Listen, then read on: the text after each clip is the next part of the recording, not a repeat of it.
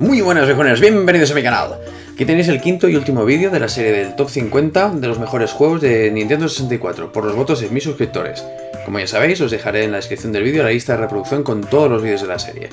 Hoy veremos los 10 mejores juegos de Nintendo 64. Venga, vamos a verlos, vamos para allá. En el puesto número 10 tenemos Super Smash Bros. Del año 99. Fue el iniciador de la aclamada saga Smash Bros. Y se trata de un juego de lucha muy divertido, con un multiplayer muy potente y en el que podíamos encarnar a 12 personajes de juegos muy diversos de Nintendo. Cada personaje tenía sus capacidades especiales para el combate. Y además, cada escenario tenía sus peculiaridades, aparte de la música que rendía homenaje a las sagas de videojuegos a las que pertenecían estos personajes. Creo que cuando crearon este juego no fueron conscientes de lo que habían hecho, porque la verdad es que es uno de los juegos básicos de Nintendo 64 y de todas las consolas que vinieron después de Nintendo, convirtiéndose así en una saga mítica. En el puesto número 9 tenemos F0X del año 98, una verdadera obra de arte en lo que a videojuegos de carreras se trata, más concretamente carreras espaciales. La diferencia entre su predecesor en Super Nintendo y esta versión de Nintendo 64 es abismal, aunque tuvo alguna crítica por su bajo nivel de detalle gráfico en algunas cosas. Este aspecto fue expresamente hecho para dotar de fluidez al juego y así hacer que tuviera una velocidad endiablada. La verdad es que lo consiguieron. Si juntamos todo esto con la banda sonora, que para mí es magistral, vamos, tenemos la diversión asegurada con este juego. Ya sé que no es lo mismo, pero si jugáis en un emulador que lleve texturas en alta resolución, fliparéis con el juegazo en el cual se convierte. En el puesto número 8 tenemos Star Fox 64, llamado en Europa Little Wars, del año 97. Salió al mercado conjuntamente con el accesorio que ya he comentado en alguno de los juegos, el Rumble Pack, el cual hacía vibrar el mando, algo que era bastante novedoso en su momento. Este juego se trata, como sus antecesores, en un juego, tridimensional, en el cual llevamos a Fox McCloud, que pilota su nave, ¿vale?, principalmente, por una serie de misiones y escenarios. Así como en Super NES no me llamó muchísimo la atención, en Nintendo 64 la verdad es que me gustó bastante. Supongo por el despliegue técnico a nivel gráfico que hicieron con esta versión, aprovechando toda la potencia 3D de esta pedazo de consola. Además también hacía uso de la vibración del mando, como ya os he comentado, cosa que aumentaba mucho la inmersión en el mundo 3D en el cual nos movíamos. En el puesto número 7 tenemos The Legend of Zelda Majora's Mask, del año 2000, uno de los Zeldas más oscuros y peculiares de todos los tiempos. Con este juego lo hicieron de nuevo la gente de Nintendo, crear una experiencia jugable increíble a la par que mágica.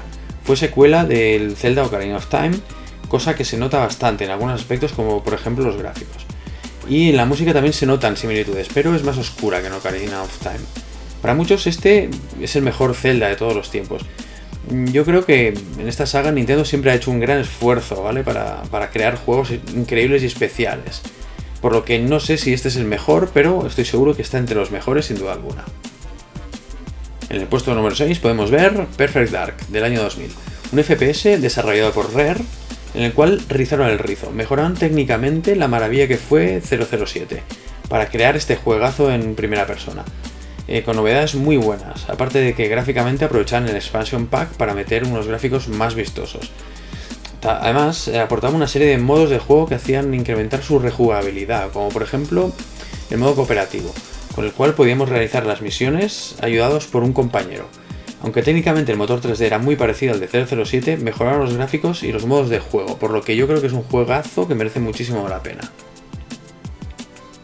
En el puesto número 5 tenemos Banjo-Kazooie, del año 98, en plataformas 3D que bebe directamente de la esencia de Super Mario 64. Las mecánicas de juego, la manera de movernos, etc. Es la ya conocida en el mítico juego de Mario, pero en este caso el juego se diferencia y mucho a este clásico. Los niveles son amplísimos, repletos de personajes con los que interactuar y cosas que hacer. Además, Rare consiguió pulir muchísimo el modelado 3D, consiguiendo así que el juego luzca muy bien, sin defectos gráficos, a diferencia de algunos títulos de la época. Un tema que se echó a faltar es que no tenía multijugador. Pero bueno, se lo vamos a perdonar, dado que es un juegazo con muchísima personalidad y la verdad es que recomiendo muchísimo jugarlo. En el puesto número 4 tenemos GoldenEye 007, del año 97. Desarrollado por Rare, este juego para mí es el mejor de la plataforma. Este FPS a mí siempre me ha encantado. Estamos ante un juego en primera persona basado en la película del mismo nombre, el cual es considerado como uno de los mejores FPS de la historia. El desarrollo del juego innovó en un aspecto interesante. Ya no se trataba de un juego tipo Doom con el que teníamos que matar a todo bicho viviente y recorrer todos los niveles de arriba abajo. En este juego teníamos misiones y objetivos que cumplir, los cuales cambiaban en función del nivel de dificultad escogido. También añadió un poco elementos de sigilo. Además de todo esto, se complementaba con una muy buena banda sonora y con un modo multijugador muy bueno. Es un juego imprescindible esta plataforma. En el puesto número 3 tenemos Mario Kart 64 del año 97, segunda entrega de una de las sagas míticas de Nintendo. Siempre que sale una consola de Nintendo es uno de los juegos que espero siempre que salga para jugarlo. Como ya sabéis, la mayoría se trata de un juego de carreras de cars protagonizado por los personajes de los juegos de Mario, pero esta vez en 3D. En aquel momento fue increíble el salto a las 3D de este juego. Actualmente, claro, vemos que no ha envejecido tan bien como otros títulos, sobre todo si lo comparamos con las siguientes entregas en GameCube, Wii, Wii U o Switch. Aún así, es un juego básico que a mi juicio en esta plataforma debe estar en nuestra selección viejuna. En el puesto número 2 tenemos Super Mario 64 del año 96. Fue el primer juego 3D de la saga Mario y estableció las bases para el género por su manera libre de jugar por todo el escenario. Fue considerado revolucionario en su momento y he de decir que en aquel momento no me llamó la atención, pero para nada. Supongo que el paso a las 3D de muchas sagas no me llegaron a la patata. Pero bueno, años después lo cogí con cariño y se convirtió en uno de mis favoritos de la plataforma. A veces jugando a Mario Odyssey de Switch me trae recuerdos desde este Mario 64, en ciertos detallitos, y la verdad es que me saca una sonrisa nostálgica.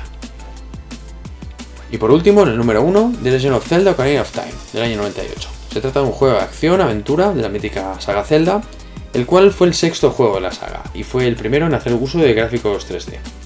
El sistema de juego de este Zelda incorporó características innovadoras para su época, como por ejemplo la posibilidad de fijar la cámara en un objetivo determinado, y el uso de los botones para acciones específicas. Este es uno de esos juegos que no se olvida y te quedan grabados de por vida. En esta aventura guiaremos a Link por el reino de Hyrule en la cruzada de detener al malo de turno para que no pueda conseguir la Trifuerza, una reliquia sagrada capaz de concederte cualquier deseo a su poseedor. Pues nada, viejuners, el top ha llegado a su fin, y como viene siendo costumbre, me encantaría que en los comentarios me dejéis las joyas poco conocidas de Nintendo 64 que no hayan salido en el top, para poder preparar un vídeo de juegos increíbles pero poco conocidos, gracias a vuestros votos. Pues nada, viejuners, nos vemos en el próximo vídeo. ¡Hasta luego, Lucas!